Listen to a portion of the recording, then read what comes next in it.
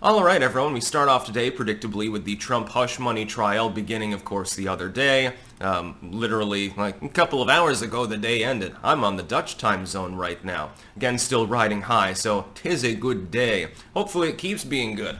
Weather, not so much. It's, there's a reason why I've got my coat on indoors.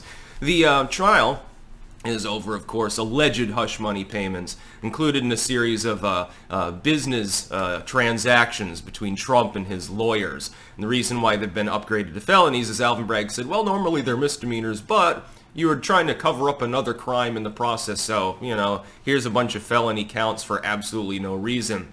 Nobody really cares. People can pretend to care that Donald Trump banged Stormy Daniels. Nobody really does. The liberals are just pretending too, actually, when they talk about it. It's a bunch of bullshit, basically. Alvin Bragg is corrupt. We know that, although he made a couple of decent decisions recently. And the judge is corrupt. Merchan, of course, expanding the gag order on Trump because of fee-fees, basically. It's a pile of bullshit. One thing that happened in the very first day of this trial actually proceeding is that just two-thirds of the potential jury pool, they pulled in a bunch of people, they always do this, and then the prosecution and the defense both get to weed through them, and then you winnow it down to the proper jury size. Two-thirds of them have already been disqualified for bias on day one, which isn't surprising. Literally no one doesn't know who Trump is.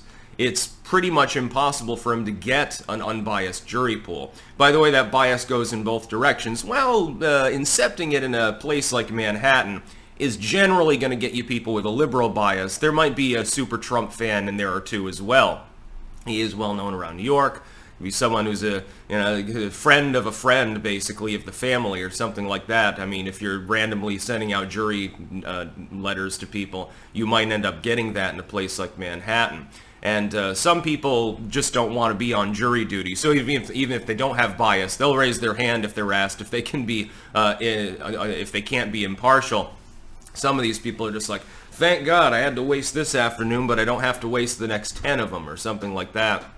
It was inexplicable and hilarious. Trump basically just sat there during the proceedings. There's nothing particularly exciting went on.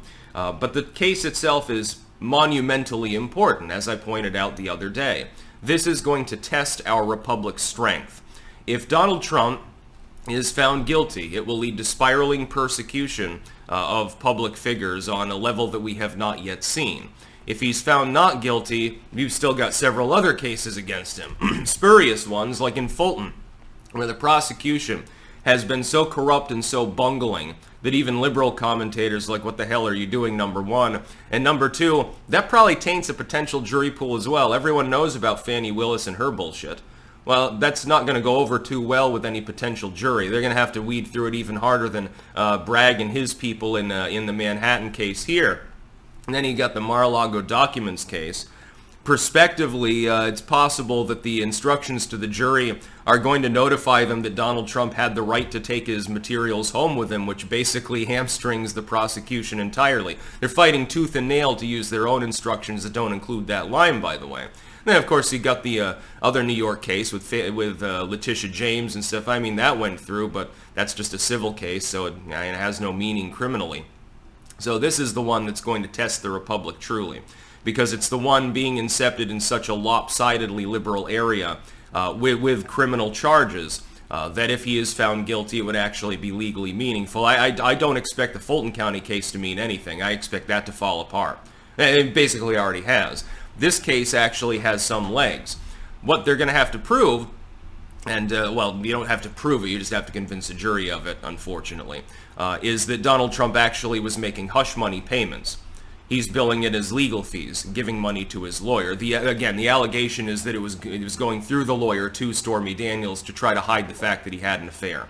The main reason that I don't really believe that is that Donald Trump is known for many affairs. He is known as a womanizer. I don't think that he thought in any realm of reality that the 2016 election was going to go against him if people suddenly found out that he had sex with a porn star. I really don't think it would have changed anyone's mind, and I think he's intelligent and rational enough to understand the average person supporting him probably wouldn't care as well. So I think it's spurious. It depends on the jury composition. If you get 12 jurors who are, preemptively willing to send him to prison, possibly, which would be, it would seal the deal for his re-election, probably, if they do that, and it would cause a logistic chaos. It would be an absolute goddamn legal nightmare, actually, if he's found guilty, too, by the way. Trying to figure out how to actually punish him. How? But it depends on the jury pool. If you have 12 MAGA hat wearers on a jury, they're not going to find Trump guilty, probably. If you have 12 NPR listeners in the trial, they're already going to have preconceived notions about the entire proceedings before they even sit down on the bench. That's just the way that it is. I hate to tell you, but juries can be biased. We try to avoid this. The very concept of having multiple people in the jury is an attempt to cause this, but they can be biased. And so Trump can't really get a fair trial. It's certainly not in a venue like Manhattan. Nor would he get a fair trial in the middle of buttfuck Wyoming. I have a feeling they wouldn't find him guilty now, would they? But think of the chaos that'll happen if he's found guilty. They have to grapple with a situation where an individual is given permanent and legally binding 24-hour Secret Service detail. So how do you put them in a prison? Are you literally going to imprison several Secret Service agents? Like they're going to have to sit in the cell for 8 hours a day on shifts or something like that while another one sits outside? They'll have to clear out the adjacent cells for the Secret Service agents or something like that. I don't think that'd go over well. Be very time-consuming to actually plan such a process. Probably would be illegal, actually. Effectively imprisoning people who have done nothing wrong simply because they are obligated to protect the former president. Do you put him under house arrest? Well, the liberals will cry foul if that happens. They'll say, well, Donald Trump is getting deferential treatment. He was found guilty of a felony. He should be in prison. I don't think it's logistically possible to physically do that, though. And you can put him in the slammer and try to work things out. That's going to be great for his re-election. His criminal mugshot there would definitely be even more popular than the first one. And it would probably convince a lot of people to vote for him. I think if he's found guilty, it politically helps him. I just don't think it's helpful for the Republic. Donald Trump, by the way, hey, liberals, should that happen, and should he go up in the polls as he likely would, he gets reelected. Number one, you've just given him an extraordinary mandate among the people that voted for him. You thought that the J6 period was a sign of people being cult-like. They'll actually be like a MAGA cult at that point, like a real one. You don't have one yet. You just have supporters of Donald Trump and his policies. In my case, it's mainly the policies, by the way. Especially that good old diplomacy. We'll be talking about the Abraham Accords and their role in Iran's attack on Israel being almost completely neutered later, actually. Could have literally staved off a regional conflict simply because there was almost no damage or casualties in Israel. That's the hope. We're hoping that saner heads prevail. I'm looking at this as a situation where Trump benefits from being found guilty, but then he can turn around and he can use that same prosecutorial power over against Joe Biden. I don't know that liberals quite understand this. You could end up with administration after administration gunning for the last guy, to the point where no sane person even wants to run for that position unless they are core neocon neo-lib. No outsider is going to run for the position seriously unless it's as a token candidate knowing that they'll lose so they can sell gold on Fox News or something like that. Nobody else is going to run. Only people that are entrenched in the uniparty, so the former CEO of Lockheed Martin or something like that. People, there's some Walmart heir. They're the only ones that are going to be in there. If you ever get an opposition candidate again, it'll be fake opposition candidate. Because the real ones ain't going to run for the position. You're going to end up with a permanent political stagnation and a slow march towards globalism because of the fear of legal persecution, at least for that particular office. You already see persecution in the legal sense every day anyway. And it's also inexplicable. There are people who won't admit to the fact that it's obviously persecutorial. Well, you understand that the prison pipeline and then the prosecutors out there are corrupt in any other sense.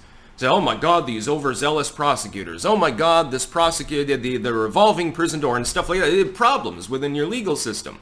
But all of a sudden, because of cognitive dissonance and political bias, in this one particular case, nobody's willing to admit to the elephant in the room, which is that Donald Trump is being politically persecuted. These cases broke out all around the same time for a reason, shattering 250 years of U.S. legal precedent. It's a sad day for the United States. Let's hope we can fucking pull it together. So again, you happen to be on that jury, it's probably a good idea to find him not guilty because of otherwise Trump benefits. Oh yeah, I get Trump back, I'll get more tax relief, but only for 4 years, and then the Republic will begin to falter. That's about all. Peace out.